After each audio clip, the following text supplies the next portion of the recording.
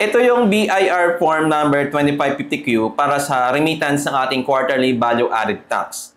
At kung mapapansin nyo sa 2550Q, kung nakapag-fill out na kayo, nakapag-bayad na kayong value-added tax quarterly, meron kayong makikita ditong input tax attributable to VAT exempt sales. Naka-minus to sa available VAT input tax. So, ang rule kasi natin sa mga VAT registered taxpayers sa pagbabayad ng ating value-added tax, hindi pwedeng ipambawas yung VAT input tax attributable to our VAT exempt sales. Hindi siya pwedeng ibawas sa VAT output tax natin, pambawas ng ating VAT na babayaran sa Bureau of Internal Revenue. Ngayon sa practice, magtataka ka.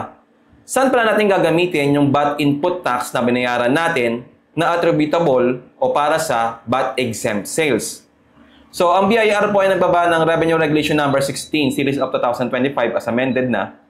Sabi dito ng BIR, the input tax attributable to VAT exempt sales shall not be allowed as credit against the output tax. Pag sinabing output tax, yun yung arising from our sales, yung 12% VAT from our sales, VATable sales transaction.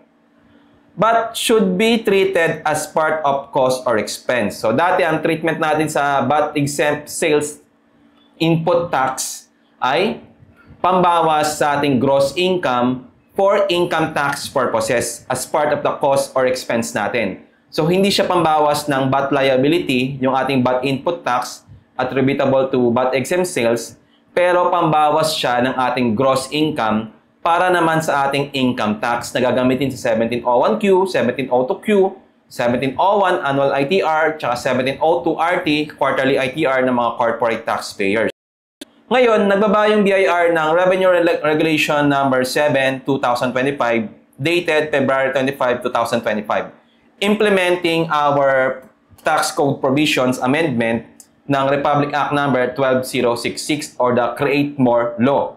Sabi dito sa section number 4 natin, deductibility of input tax attributable to VAT exempt sales. Input tax paid on local purchases attributable to VAT exempt sales shall be deductible from gross income of the taxpayer in accordance with Section 34C, 8 of the Tax Code. So, malinaw na ngayon starting 2025, yung ating VAT input tax attributable to our VAT exempt sales ay deductible na sa ating gross income under po ng Section 34C. Pag sinabi pong Section 34, para po yan sa itemized deduction. Yun yung mga salaries and wages, purchases natin, tapos yung mga maintenance, electricity, water, utilities, yan mga yan. Itemized deductions yun. Para sa gross income computation natin in order to compute our taxable income for income tax purposes. So ngayon ang problema, paano mo siya isa-substantiate? Kasi yung itemized deduction natin under Section 34, meron niyang tinatawag na substantiation. So dun sa substantiation, kailangan natin ng supporting document. So, wala pang binababa yung Bureau of Internal Revenue na memorandum or guidelines. Paano natin isa-substantiate yung deduction natin na kinilaim na VAT input tax attributable to VAT exempt sales under Section 34. Baka ang gawin dito ng BIR na substantiation, yung BIR form number na 2550Q or 2551M, kung nag-avail pa rin kayo ng optional filing ng 2551M, para to substantiate the amount of VAT input tax attributable to exempt sales. Kasi nandun naman sa 2550Q yung computation ng VAT input tax attributable to VAT exempt sales. So baka yun na lang gamitin ng BIR to substantiate our claim ng VAT input tax para sa ating gross income computation for income tax purposes. So pang income tax siya, pwede gamitin yung ating VAT input tax attributable to VAT exempt sales. So effective lang po ito ngayong 2025. Kasi naipasa lang po ito ng Bureau of na binaba lang po ng BIR itong Revenue Regulation ngayong 2025. Okay? So, maliwanag po ba? So, again, hindi po pwedeng gamitin as pambawas ng VAT output tax from VATable sales natin yung VAT input tax attributable to VAT exempt sales. Hinahati-hati kasi yan eh.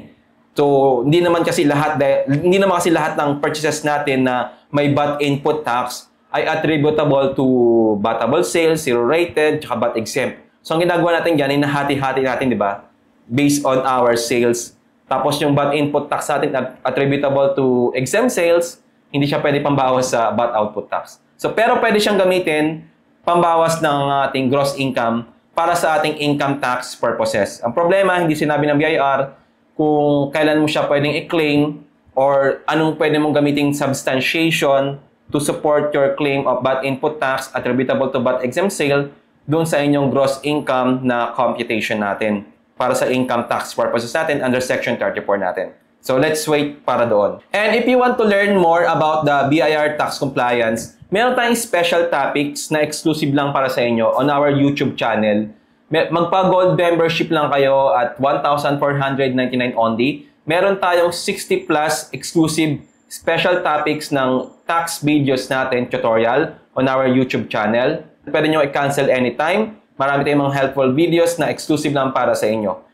Join na kayo para sa ating mga exclusive na special topics na videos for tax tutorials natin. Maraming salamat po. My name is Mark Lording Bumagat, your RWB teacher, na lagi po nagkasabing, be educated po and you will be empowered. Kita-kits po tayo sa mga other helpful videos natin. Please follow us for more tax updates. Okay? Bye-bye! See you po!